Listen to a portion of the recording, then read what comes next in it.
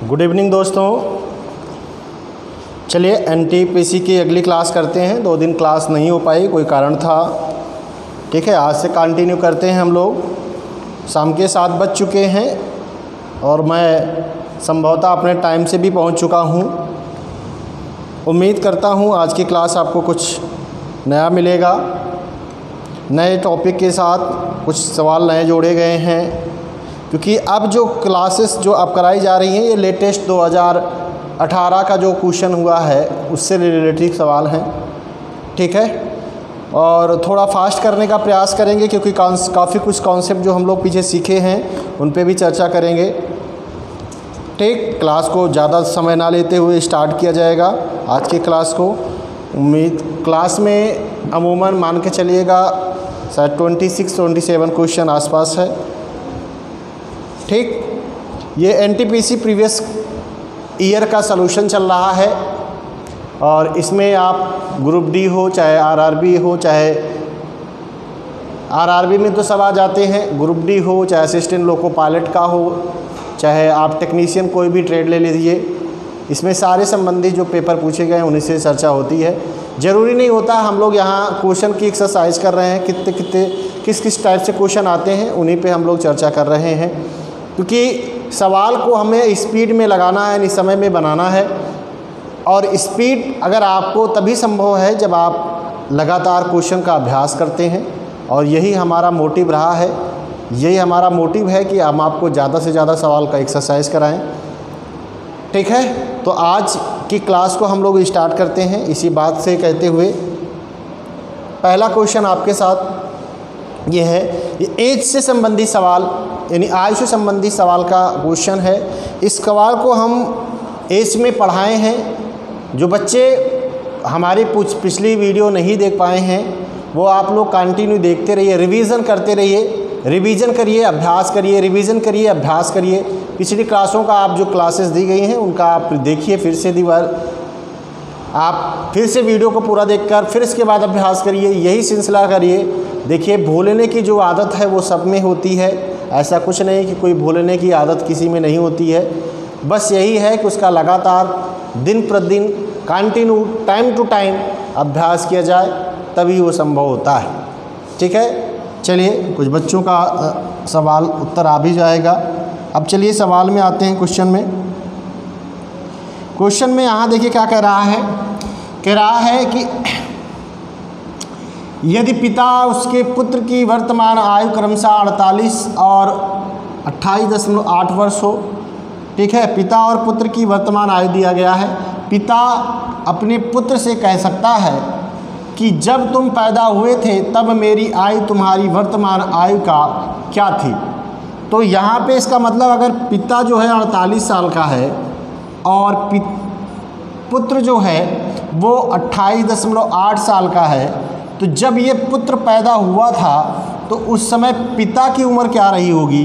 तो 28.8 वर्ष पुत्र की है, तो इससे हम घटा देंगे तो ये आ जाएगा 19.2 वर्ष। यानी जब ये पुत्र पैदा हुआ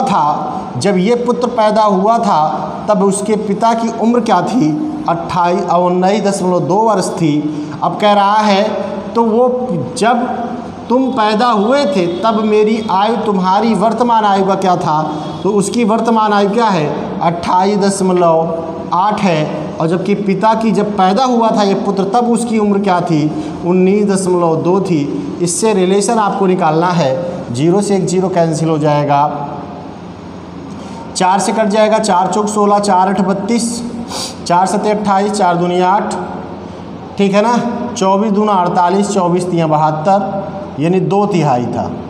यानी उस समय पिता की उम्र जो है वो उसके पुत्र की उम्र का कौन सा भाग था, तो उसका 2/3 था। और 2/3 कौन सा ऑप्शन सही होगा, ऑप्शन नंबर बी सही है। ऑप्शन कौन सा सही है, बी सही है। समझ गया, इसमें कुछ किया नहीं गया। हमने क्या किया कि पिता की उम्र जो है वो निकाल लिया, और पिता की उम्र कब, जब वो पुत्र पैदा हुआ था तब पिता की उम्र क्या थी। तो जब ये पुत्र पैदा हुआ था तब उसके पिता की उम्र क्या थी, तो उसके पिता की उम्र 19.2 वर्ष थी। जबकि आज पुत्र की उम्र क्या है, 28.8। इसी से रिलेशन आपको बताना है पिता और पुत्र में, वो आया है 2/3 भाग। समझ में आया? कोई दिक्कत किसी भी बच्चे को? ठीक है ना? चलिए आगे बढ़ जाते हैं। नेक्स्ट सवाल जल्दी से बनाइए, बहुत आसान सवाल है। कह रहा है x + y = 3, xy = 2 हो तो x³ - y³ की वैल्यू बतानी है। बहुत आसान सवाल है, इसमें कुछ करना नहीं है।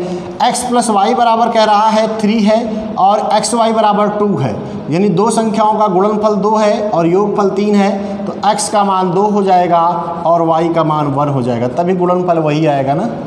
2 1 3, 2 × 1 = 3 हो, ये 2 ही होगा। अब इसके क्यूब का मान क्या होगा? 8 और इसके क्यूब का मान 1 होगा। दोनों के बीच का डिफरेंस बताना है तो 7 आएगा। ऑप्शन नंबर कौन सा सही होगा? तो ऑप्शन बी सही होगा।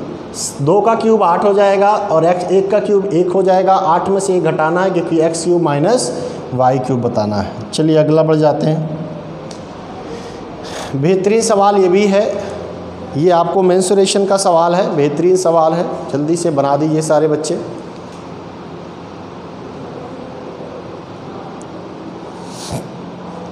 भूमि का एक त्रिभुजाकार खेत है, भाग जिसकी भुजाएं दिया गया 72 मीटर, 30 मीटर और 78 मीटर है, को 20 पैसे प्रति वर्ग मीटर की दर से समतल करने की लागत क्या होगी, यानी बराबर करना है। तो यहाँ से आपको कुछ नहीं करना है, इसका एरिया निकालना है। क्या निकालना है? एरिया मतलब क्षेत्रफल निकालना है। अगर देखिए वृत्त त्रिभुज का क्षेत्रफल निकालने के 2 तरीके होते हैं, एक तो तीनों भुजा पता हो और एक होता है अगर समकोण त्रिभुज है तो 1/2 आधार गुणे ऊंचाई भी लग जाएगा, 1/2 आधार गुणे ऊंचाई। लेकिन ये तभी संभव होगा जब ये समकोण त्रिभुज होगा। समकोण त्रिभुज होगा तो उसकी एक भुजा ऊंचाई का काम करेगी और एक भुजा उसके आधार की काम करेगी। समकोण त्रिभुज में इसकी तीनों भुजा दिया गया 72, 30 और 78। ये देखा जाए तो समकोण त्रिभुज कैसे, ये 12, 5 और 13, 12 5 13 ना, 12 का स्क्वायर 5 का स्क्वायर बराबर 13 का स्क्वायर होता है। ये इसका 6 गुना है, ये भी इसका 6 गुना है, ये भी इसका 6 गुना है। तो इसका मतलब ये इसी पैटर्न पे काम कर रही है। तो ये समकोण त्रिभुज है, तो समकोण त्रिभुज के क्षेत्रफल के लिए 1/2 आधार हो जाएगा 72 और गुणे ऊंचाई हो जाएगी 30।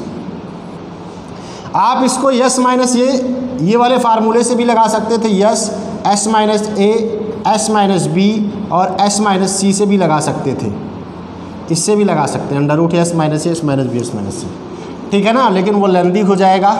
अब ये इसका एरिया है और आपको एरिया पे क्या करना है, 20 पैसे प्रति वर्ग मीटर की दर से ये इसका वर्ग मीटर आएगा। अब इसका 20 पैसे से गुणा कर देंगे, 20 पैसे को 100 से भाग दे देंगे तो क्या आ जाएगा, 20 पैसे को 100 से भाग दे देंगे तो क्या आ जाएगा, रुपया आ जाएगा। क्योंकि पैसे को रुपया बनाने के लिए 100 से भाग देंगे, एक जीरो से एक जीरो कैंसिल हो गया, एक जीरो से एक जीरो कैंसिल हो गया, 2 से 2 कैंसिल हो गया, 72 × 3 = 216 रुपये। कितने खर्च होंगे, 216 रुपये। इस खेत को समतल बनाने के लिए उसे 216 रुपये का खर्च करना पड़ेगा। ऑप्शन नंबर कौन सा सही है, डी सही है। बात समझ गया? कैसे हम जानते हैं कि ये वाला फार्मूला लगेगा, या आपके दिमाग में क्वेश्चन चल रहा होगा तो यहाँ से आपको कुछ नहीं करना है। हमने आपको बताया है कि अगर किसी भी त्रिभुज तीनों भुजा दिया गया है, अगर उसके 2 भुजाओं के वर्गों का योग अगर तीसरी भुजा के वर्ग के बराबर हो जाता है तो वो समकोण त्रिभुज होगा। क्योंकि 90 डिग्री पर ही क्या करता है, पाइथागोरस प्रमेय काम करती है। और पाइथागोरस प्रमेय कहती है आधार का स्क्वायर प्लस लंब का स्क्वायर बराबर होता है किसके, कर्ण के स्क्वायर के। ठीक है ना, चलिए आगे बढ़ जाते हैं। अभ्यास करिए, बिल्कुल हार नहीं मानना है। दिन प्रतिदिन सवाल को ज़्यादा से ज़्यादा स्पीड आपको खुद लग रही होगी कि मेरी स्पीड बढ़ रही है। ठीक है, स्पीड बढ़ेगी, कंटिन्यू समय के साथ जुड़े रहें और बराबर वीडियो के साथ एक्सरसाइज करते रहें। ठीक है, इस विकट परिस्थिति में कुछ करके दिखाना है। कितने मूलधन का 6% वार्षिक दर से 10 वर्षों में साधारण ब्याज 120 रुपये हो जाता है। तो यहाँ पे आप देखिए ब्याज कितना परसेंट मिलता है, ब्याज कितना परसेंट मिलता है। तो ब्याज आपको कितना परसेंट मिलेगा, 6% के हिसाब से 10 साल में कितना परसेंट मिलेगा, 60% मिलेगा। ब्याज 60% मिलेगा, जबकि रुपया में कितना मिलेगा, 120 रुपया मिलेगा। 1% की वैल्यू कितनी आ जाएगी, 2 रुपया। 100% की वैल्यू 2 जीरो लगा दीजिए दोनों साइड से तो कितना हो जाएगा, 200 रुपया। यानी उस वस्तु का क्रय मूल्य कितना, यानी मूलधन कितना हो जाएगा, 200 रुपया। ऑप्शन नंबर कौन सा सही है, तो सी ऑप्शन सही है। बात समझ में आ गई? साधारण ब्याज है, कुछ नहीं करना, आसानी से लगा देना। अगला बना दीजिए सवाल, एलसीएम लेना इसका आपको एलसीएम बताना है। एलसीएम लार्जेस्ट कॉमन मल्टीपल 16, 24, 36, 52 और 54 का आपको एलसीएम बताना है। हमने एलसीएम निकालना तरीका आसान बताया था। सबसे बड़ी संख्या लीजिए 54, ठीक। 54 से 54 तो कटी जाएगी, वो तो स्वाभाविक बात है। 54 को क्या 52 काट देगी? नहीं काट पाएगी। तो दोनों में कौन सा नंबर कॉमन दिख रहा है? तो 2 ही दिख रहा है। इसमें भी 2 है, इसमें भी 2 है, इसमें बचा क्या? 26। तो इसमें हम 26 से गुणा करा देते हैं। बात समझ में आई? आप देखेंगे अब 52 से ये संख्या भी कट जाएगी, 54 से भी कट जाएगी। आप देखते हैं 36 से क्या ये कटेगी? तो 36 में दोनों में कॉमन क्या है? 9। इसमें 9 कॉमन है, इसमें भी 9 कॉमन है। 9 छंग 54, 9 चौक 36 और इसमें 2 कॉमन है। इसका मतलब इसमें क्या? दोनों में 18, इसमें 9, इसमें 2। तो अभी इसमें बचा क्या? 2 बचा है। बात समझ रहे हैं ना? अरे भाई इसमें 9 गुणे 4 है, 9 से तो ये कट जाएगा और 2 से कट जाएगा, 4 से तो कटा नहीं। अगर 4 से भी कट जाता तो दोनों संख्याओं का गुणनफल 36 से भी कट जाता। 36 से कटने के लिए इसमें 2 और आवश्यकता है। अब ये संख्या 36 से भी कट जाएगी, 52 से भी कट जाएगी, 54 से भी कट जाएगी। 24 से देखते हैं तो 24 के लिए इसमें क्या है? 6 गुणे 4 है, 6 गुणे 4 है। 6 से ये कट जाएगी, ठीक। 2 से ये कट जाएगी, 2 से ये कट जाएगी। तो इसका मतलब ये संख्या 54 से कट जाएगी। 16 में देखेंगे, सॉरी 24 से कट जाएगी। 16 से देखेंगे तो 16 में क्या है? 8, 4 गुणे 4 है। 4 से तो यहाँ कट जाएगी। अब यहाँ से सिर्फ 2 ही से कटेगी। तो इसका मतलब है 16 से कटने के लिए इसमें 2 से गुणा कराना पड़ेगा, तब जाके ये 16 से कट जाएगी। अब बस करना क्या है? 54 गुणे 2 दूनी 4 और 4 गुणे 26 करेंगे तो 104 आ जाएगा।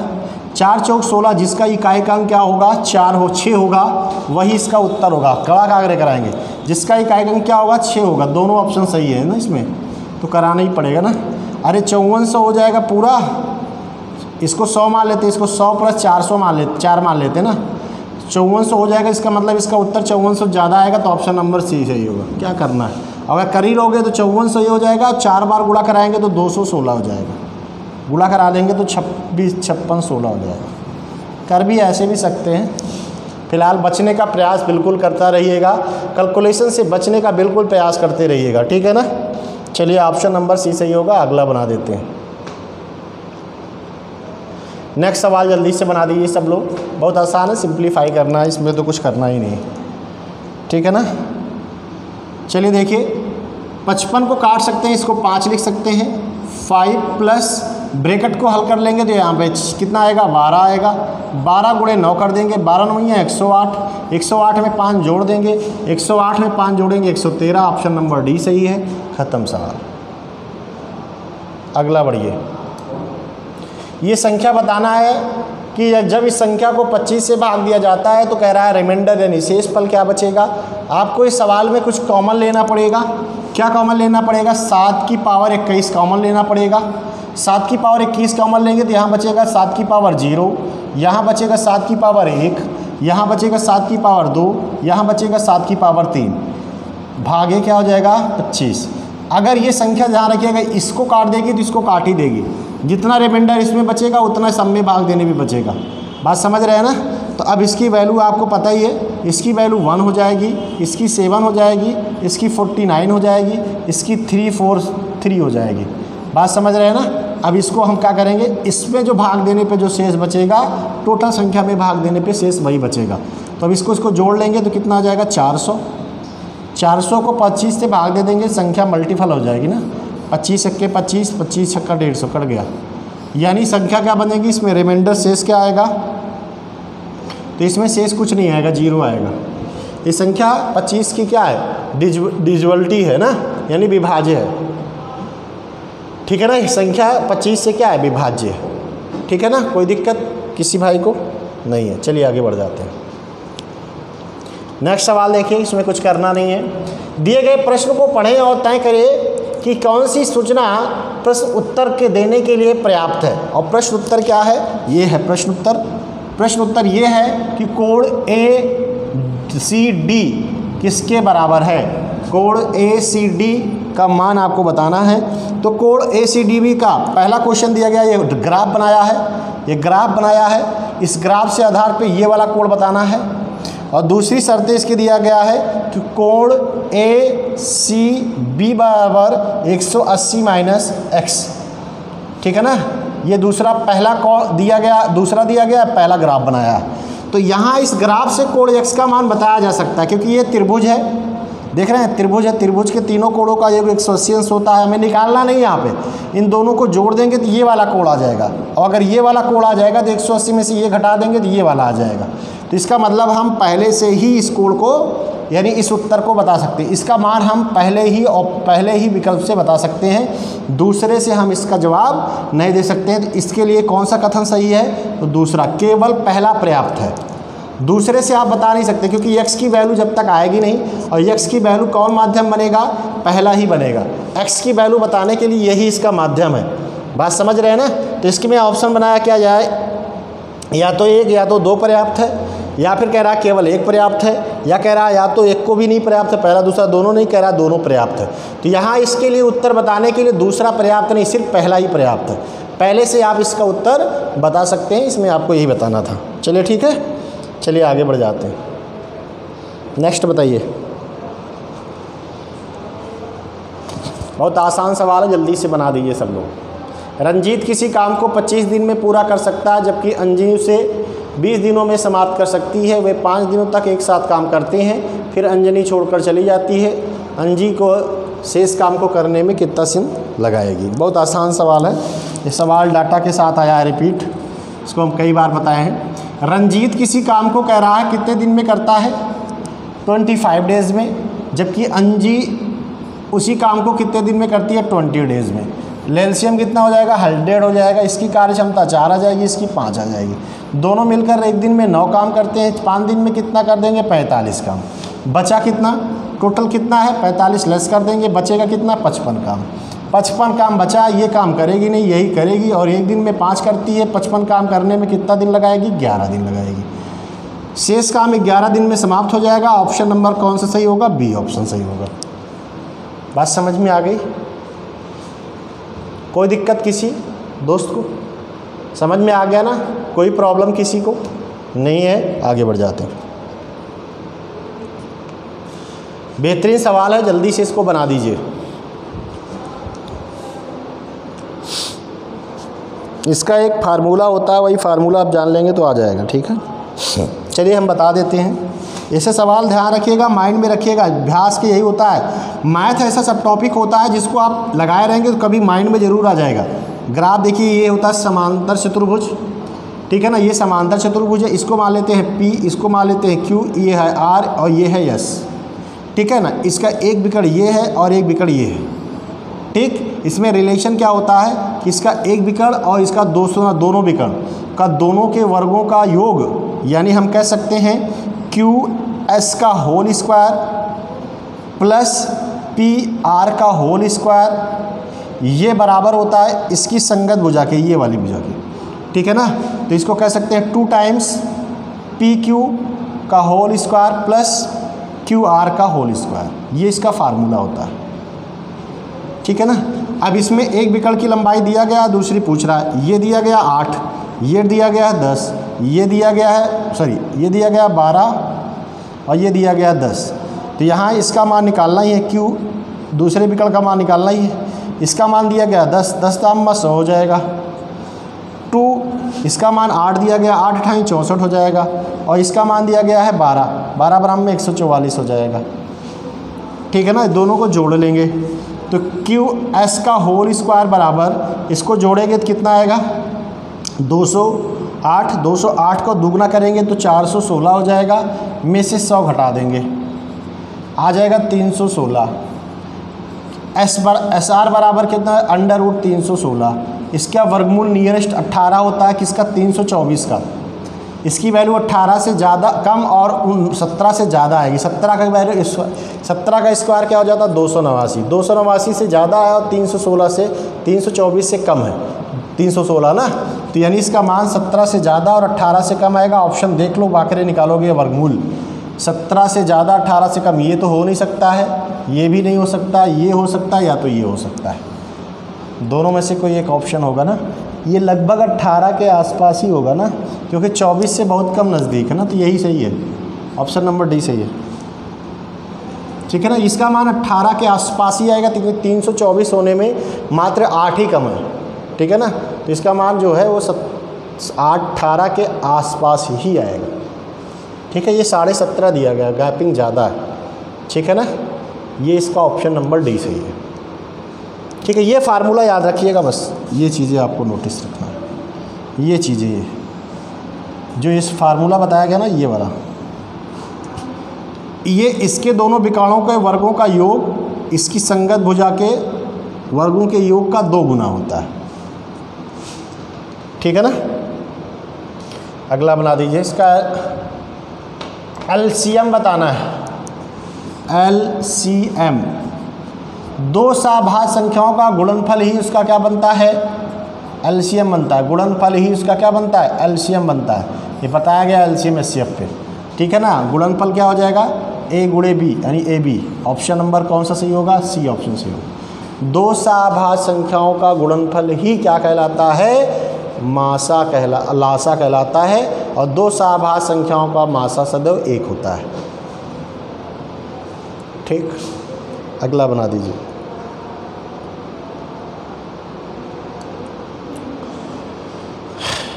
एक लंबवृत्तीय शंकु की ऊंचाई और तिरछी ऊंचाई दिया गया है, 24 और 25 सेंटीमीटर है। तो शंकु का वक्रपृष्ठ आपको ज्ञात करना है। वक्रपृष्ठ का क्षेत्रफल पाई आर एल होता है। क्या होता है? पाई आर एल होता है। शंकु का वक्रपृष्ठ पाई आर एल होता है, जहाँ पाई का मान 22/7 दिया गया है। आर का मान निकालना पड़ेगा, एल का मान उसने दिया गया है 25। आर का मान निकालने के लिए उसकी तिरछी ऊंचाई देखिए, ये देखिए शंकु का दिया गया है, ये ऐसे, ये सीधी ऊंचाई दिया गया है, तिरछी ऊंचाई दिया गया है, ये ऊंचाई नहीं दिया गया, इसकी रेडियस दिया गया ना, रेडियस आपको निकालना। तो ये सीधी ऊंचाई दिया, तिरछी ऊंचाई दिया, ये 25 है, ये 24 है, तो ये 7 हो जाएगा। 7 24 का 25 ही होता है, अगर याद है तो ठीक है, नहीं तो इसका स्क्वायर करके इसका स्क्वायर घटा देंगे तो इसका स्क्वायर आ जाएगा। इसकी रेडियस 7 आ जाएगी, 7 से 7 कैंसिल हो जाएगा, 50 हो जाएगा, सॉरी 550 हो जाएगा। ऑप्शन नंबर कौन सा सही होगा? तो डी ऑप्शन सही होगा, सेंटीमीटर स्क्वायर हो जाएगा। 550 सेंटीमीटर स्क्वायर ये इसका एरिया हो जाएगा, ठीक है ना। चलिए आगे बढ़ जाइए।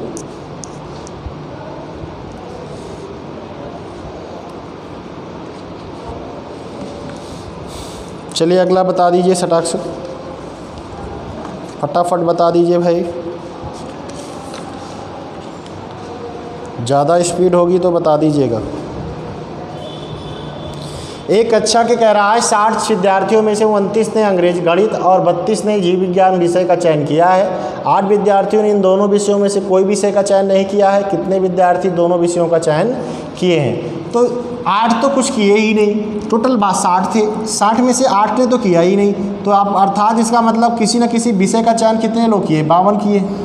52 लोगों ने किसी या तो गणित का या तो विज्ञान का चयन किया है, जबकि यहाँ टोटल करने वाले कितने? 29 प्लस 32, यहाँ टोटल करने वाले कितने हो गए? 61 हो गए। 61 विद्यार्थी यहाँ पे गणित और विज्ञान का चयन किया, जिसकी टोटल आपके पास है कितने? 52। तो 61 में से 52 घटा दो, जो आए उनका नाम 2 बार लिया जा रहा है। 9 कैंडिडेट ऐसे हैं जो दोनों विषय पढ़ते हैं, यानी गणित के साथ साथ जीव विज्ञान भी पढ़ते हैं। अरे भाई टोटल 60 थे, जिसने 8 का मना ही कर दिया, तो 8 का मना कर दिया, जिसका मतलब 52 लोग हैं जो गणित या विज्ञान पढ़ते हैं, जिनमें यहाँ गणित 29 दिया गया, विज्ञान 32 दिया गया। पढ़ने वालों की संख्या कितनी हो गई? 61 टोटल पढ़ने वालों की संख्या, जबकि यहाँ पढ़ने वालों की संख्या 52 ही है, जिसका मतलब 61 से जितना 52 से जितना ज़्यादा है, इनका नाम 2 बार लिया गया है। तो मैंने 61 में 52 घटा दिया और 9 लोग आए, और वो 9 लोग क्या थे? जिनका दोनों विषय पढ़ते थे, यानी गणित भी पढ़ते थे और विज्ञान भी पढ़ते थे। अगला बना दीजिए फटाफट।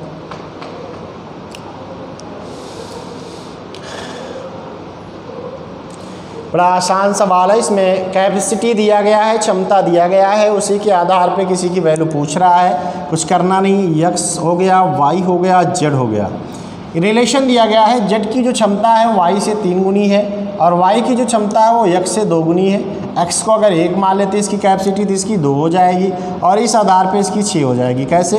क्योंकि ये इसका 3 गुना है और ये इसका 2 गुना है। ठीक है, तीनों मिलकर एक दिन में कितना काम करेंगे, तो 9 करेंगे, 9 करेंगे ना। और कितने दिन तक करते हैं, दिया है 5 घंटे तक किएंगे, तो 5 घंटे में कितना काम हो जाएगा, 45 काम। 45 काम टोटल है। अगर इससे कराएंगे तो एक दिन में एक घंटे में एक ही काम कर पाता है, तो 45 घंटे 45 दिन लगाएगा। इसको लगाया कराएंगे तो 45/2 घंटे लगेंगे, इसको करेंगे तो 45/6 घंटे लगेंगे। ऑप्शन किसका पूछा गया है, ऑप्शन एक्स का पूछा गया, इसलिए 45 घंटे इसका राइट आंसर हो जाएगा। ठीक है, एक्स को 45 घंटे लगेंगे, वाई को 45/2 घंटे लगेंगे, जेड को लगेंगे 45/6 घंटे। को सरल कर लेंगे, आ जाएगा। वो तो आपको पूछा ही नहीं, ठीक है ना, वहाँ आपसे पूछा ही नहीं तो कोई मतलब ही नहीं था। फोकट का इतना बड़ा लंबा सवाल दिया गया है। निम्नलिखित पाई चार्ट को निर्मित कंपनियों द्वारा दिया गया है, टोटल दिया गया है काम। यहाँ पे कह रहा है किस कंपनी द्वारा सबसे ज़्यादा मोबाइल फ़ोन निर्मित किया गया है, सबसे ज़्यादा प्रोडक्शन किस कंपनी का हुआ है, तो सीधी दिख रहा है 30%। जिसका परसेंटेज में प्रोडक्शन ज़्यादा होगा उसका नंबर में भी तो ज़्यादा होगा। परसेंटेज में किसका दिया गया है, LMNML की, देख खत्म हो गया। यहाँ ना तो आपको इस डाटा का कोई मतलब नहीं था, फर्जी दिया था बताने के लिए, कोई मतलब नहीं था। जिसका परसेंटेज ज़्यादा आएगा उसका नंबर भी ज़्यादा आएगा। इसका यूज़ तब होता है ना जब ये आपको पूछा होता कि सबसे ज़्यादा निर्माता किसने हुआ है, सबसे अधिक, तब इस संख्या पूछा होता तब तो इसका काम था, वरना कोई काम नहीं है। अगला बना दीजिए। एक आयत की लंबाई और चौड़ाई का रेशियो दिया गया है। यदि उसका परिमाप 96 मीटर दिया गया है तो उसकी लंबाई पूछ रहा है। आपको ये पता है कि लंबाई क्या होती है, 2l+b होती है। इसका परिमाप क्या होता है, 2l+b। इसका मान दिया गया 96 दिया गया है। 2 से डिवाइड हो जाएगा, कट जाएगा, ये कितना आएगा 48। यानी लंबाई और प्लस चौड़ाई का योग कितना आना चाहिए, 48 आना चाहिए। जबकि लेंथ जो है, लंबाई जो है इसकी चौड़ाई का 3 गुना है, तो इसका मतलब 12 ये हो जाएगा, ये 36 हो जाएगी। 12 3 36 और 48 का योग कितना हो जाएगा, 4। 12 और 36 का योग 48 ही तो होता है। इसका मतलब इसकी लेंथ कितनी हो जाएगी, L, और B चौड़ाई कितनी हो जाएगी, B। अगर ऐसे नहीं लगाना है, अगर आप डायरेक्ट नहीं लगा पा रहे हैं तो लंबाई 3 दिया गया है, चौड़ाई 1 रेशियो दिया गया है, दोनों का योग 48 दिया गया है। 4 रेशियो की वैल्यू 48 है, तो 1 रेशियो की वैल्यू 12 आ जाएगी। तो लंबाई चौड़ाई हो जाएगी 12, लंबाई हो जाएगी 12 3 36। ऐसे भी कर सकते हैं। ऑप्शन नंबर सी सही है। लंबाई पूछ रहा है 36 सही है, चौड़ाई पूछा होता 12 सही हो जाता।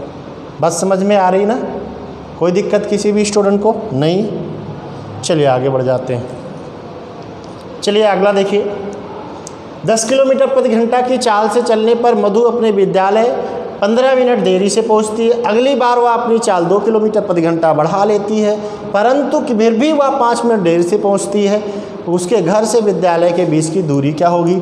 हम आपको टाइम स्पीड का जो लोग स्टूडेंट हमसे पढ़े पहले, उनको हमने बताया है। ऐसे सवालों के लिए क्या होता है, x/y/x difference y into time, समय। अगर हम चाल का डिफरेंस लेंगे तो समय का भी डिफरेंस लेगा। यहाँ समय का डिफरेंस ही दिया गया है। पहले उसे 15 मिनट लेट पहुँचता था, अब 5 मिनट लेट पहुँचता है। यानी पहले और अब के समय में डिफरेंस कितने मिनट का है, 10 मिनट का है। समय हमारे लिए 10 मिनट है। x का मान उसकी पहली चाल हो जाएगी 10, और y का मान उसकी 2 चाल बढ़ गई है 12।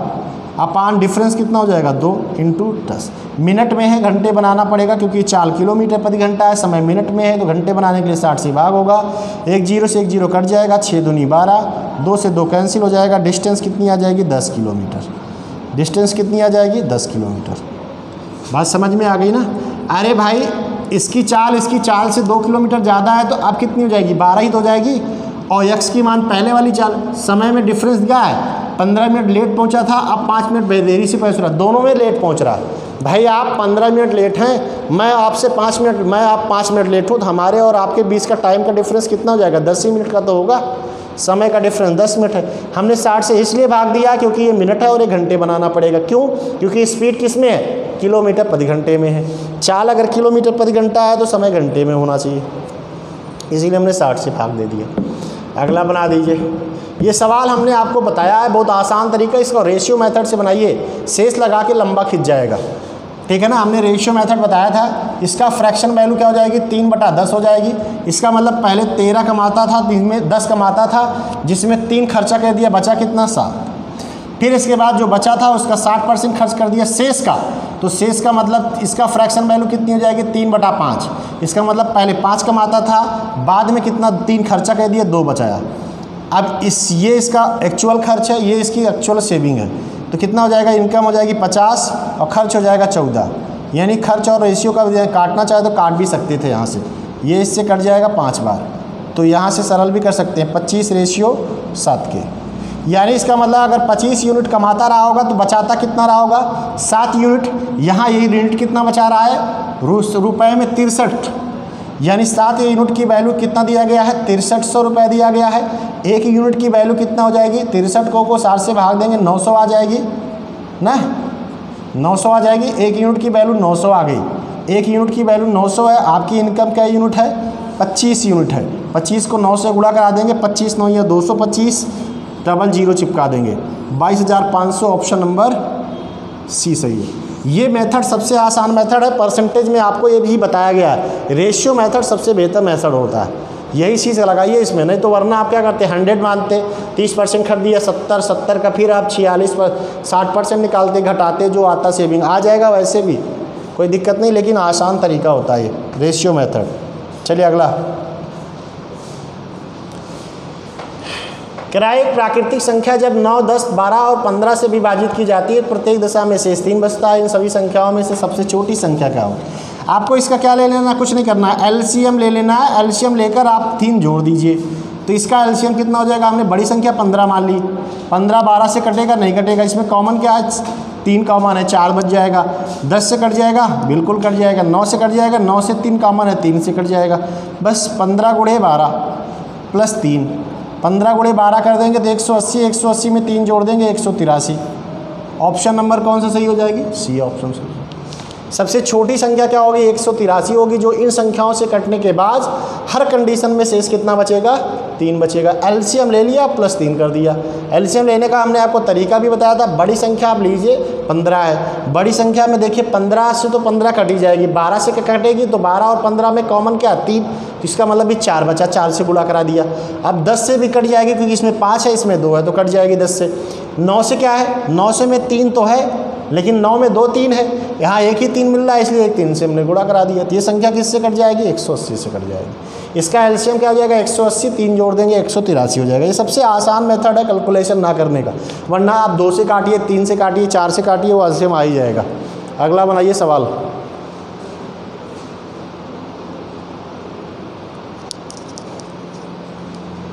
इक्कीस परीक्षणों का दिया गया है एवरेज, माध्य दिया गया है 40 है। 10 परीक्षणों में से प्रत्येक का मान 21 बढ़ा दिया जाए तो नया परीक्षण का औसत क्या हो जाएगा। तो 40 पहले ही था, 10 के में से सबका मान 10 21 बढ़ाया गया, तो 10 × 21 बढ़ जाएगा ना, इतना नंबर बढ़ जाएगा। एवरेज कितना बढ़ेगा, ये योग बढ़ेगा। एवरेज को 21 से भाग दे देंगे, 21 से 21 कट जाएगा, एवरेज इसका 10 बढ़ जाएगा। पहले कितना था 40 था, एवरेज कितना बढ़ जाएगा 10 बढ़ जाएगा। इसका मतलब अब नया एवरेज कितना हो जाएगा 50 हो जाएगा। बिल्कुल कैलकुलेशन नहीं करेंगे भाई मेरे, कैलकुलेशन बिल्कुल नहीं करेंगे, आसान तरीके से लगा लेंगे आप। ठीक, कोई दिक्कत किसी भी भाई को, ठीक है। चलिए आगे बढ़ जाते हैं फिर।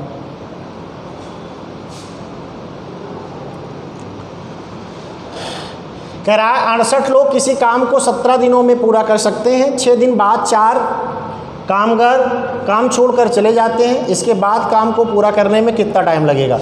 तो कह रहा है यहाँ पे देखिए कि 6 दिन तो काम किए हैं, 48 लोग 17 दिन में से 6 दिन तो काम कर लिए, तो बचा कितना 48 लोगों के लिए 11 दिन का काम बचा है। यही तो काम बचा है भाई, 6 दिन तो कर ही चुके हैं 17 दिनों में से, तो 11 दिन का काम बचा कितने लोगों के लिए 48 लोगों के लिए।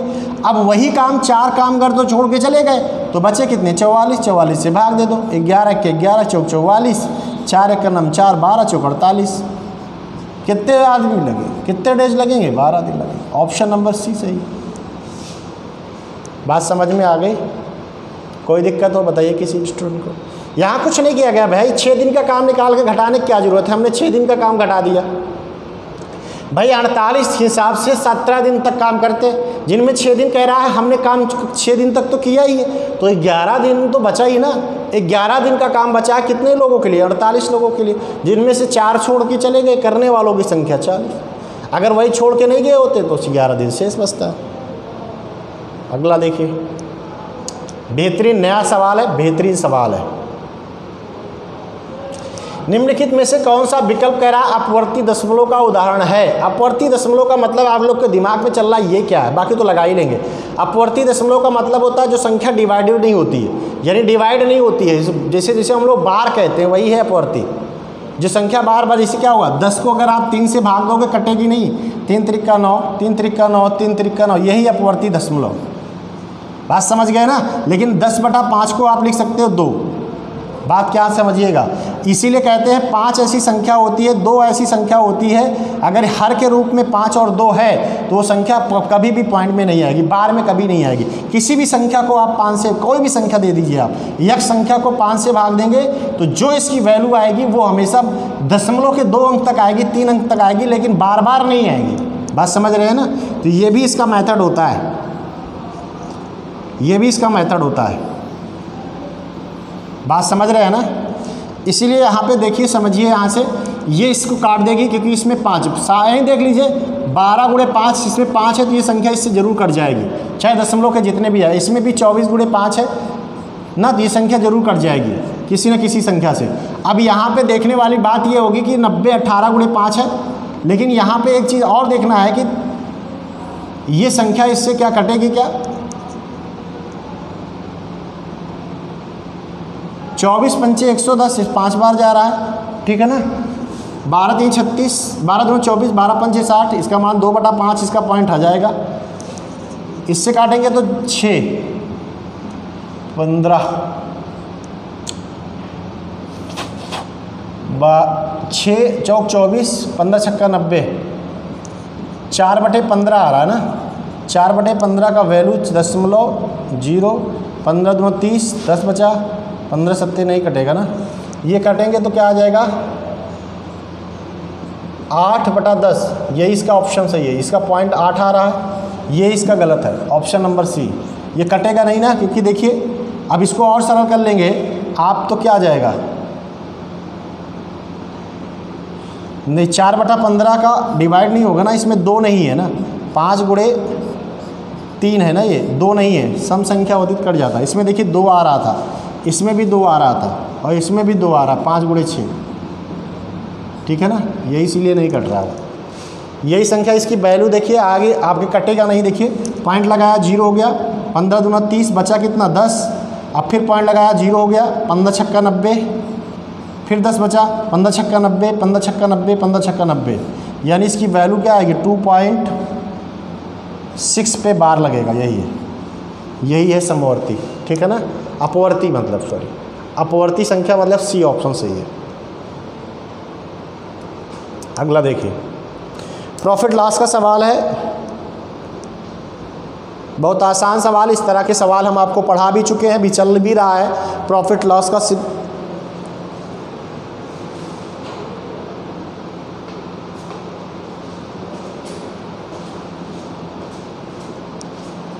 जल्दी से बनाइए, इसको डायरेक्ट लगा सकते हैं आप बिना सीपी निकाले, बिना आप क्रय मूल्य निकाले इस सवाल को लगाना सीख लीजिए।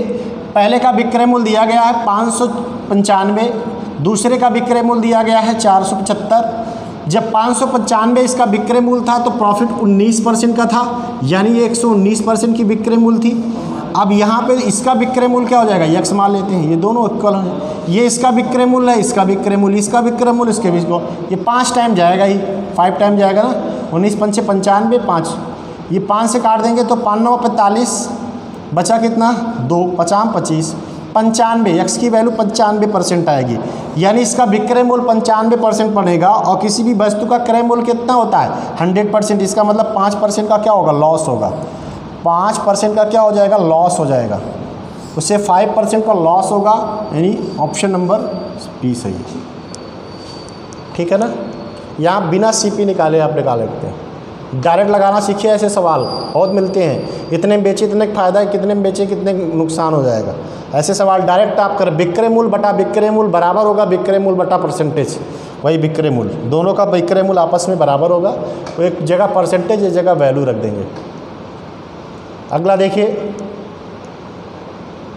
बहुत आसान सवाल है। दो संख्याओं का माशा दिया गया है, उनका लासा दिया गया है, उनमें से एक संख्या देकर दूसरी पूछ रहा है। आसान सवाल है, आपको पता है माशा गुणे लासा, ठीक है ना, बटे पहली संख्या 55 दिया गया है, 6 टाइम जाएगा ये, 11 6 66। दूसरी संख्या कितनी हो जाएगी, 66 आ जाएगी। ऑप्शन नंबर सी सही है। बहुत सरल सरल सवाल आज मिले हैं, बहुत आसानी से जल्दी से आप लोग लगा सकते हैं। ज़्यादा स्पीड तो नहीं है ना, ऐसी करनी भी पड़ेगी आप लोगों को, है भी तो।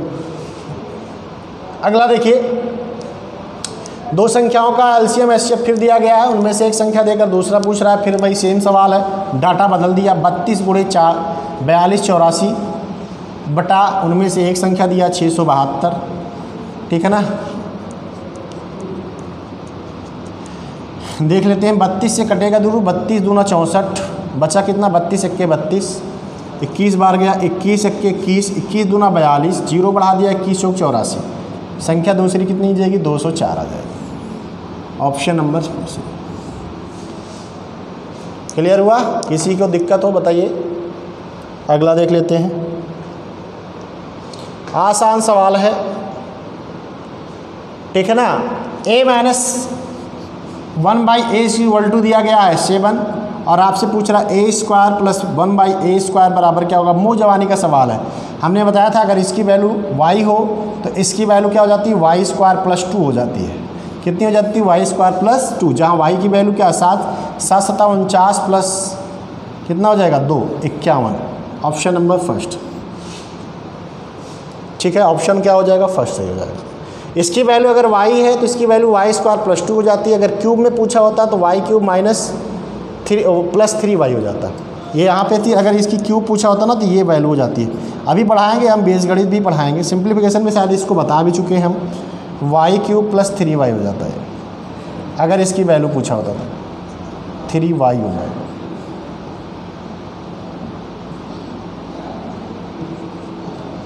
ठीक है ना, ये फार्मूला आपको सिंप्लीफिकेशन में बताया गया है। ठीक, कोई दिक्कत किसी भी स्टूडेंट को, कोई प्रॉब्लम? समझ गए? आज के लिए इतना ही, क्योंकि आज का सवाल बड़ा आसान था इसलिए जल्दी भी लग गया। ठीक है, चलिए फिर कल कंटिन्यू क्लास चलेगी। अब कोई प्रॉब्लम नहीं है। सुबह मैथ आपको 10 बजे मॉर्निंग में, इवनिंग में 7 बजे आपको एनटीपीसी प्रीवियस पेपर का ये कंटिन्यू चलेगा। इसमें अब कोई दिक्कत नहीं, कुछ प्रॉब्लम थी वो सॉल्व हो चुकी है। उम्मीद करेंगे कि आगे भी प्रॉब्लम आपको जो वीडियो बेहतर से बेहतर दिया जाए।